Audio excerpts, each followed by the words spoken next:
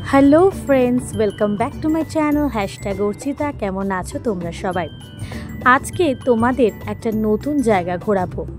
কিছুদিন আগে আমরা বেড়াতে গিয়েছিলাম আসানসোলে আমরা 2 দিন ছিলাম। তার মধ্যে একদিন আমরা একটু সাইট সিইং করতে বেরিয়েছিলাম।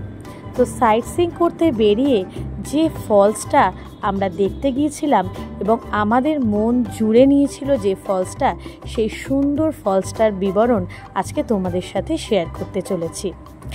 আমরা চলে এসেছিলাম দেখতে উসরি ফলস। আসানসোল থেকে বেরিয়ে আমরা বর্ডার ক্রস করে ঝাড়খণ্ডে ঢুকে পড়েছিলাম বাই কার। আর ঝাড়খণ্ডেরই গিরিডি ডিস্ট্রিক্টে রয়েছে উসরি ফলস।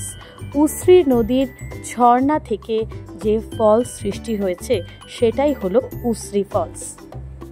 কবিগুরু রবীন্দ্রনাথ ঠাকুরও কিন্তু এই উসরি ফলসের রূপে একসময় মুগ্ধ হয়েছিলেন। তো উসরি ফলস আমরা দেখতে চলে এসেছি। উসরি ফলসের এখানে কোনো টিকিটের কোনো ব্যবস্থা নেই, তাই জন্য সোজাসুজি কিন্তু আমরা ঢুকে পড়তে পেরেছি। তো দেখো, এবারে উসরি ফলসের ডিরেক্ট সুন্দর ফলসের ভিডিওটা সেটা তোমাদের সাথে শেয়ার করে নিচ্ছি। কি বিশাল সুন্দর এই ফলসটা, চোখে না দেখলে বিশ্বাস করা যায় না।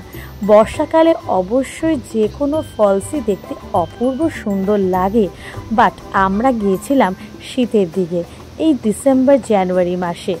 তখনও কিন্তু খুব একটা মন্দ লাগছিল না দেখতে, অপরূপ সুন্দর লাগছিল উসরি ফলসকে।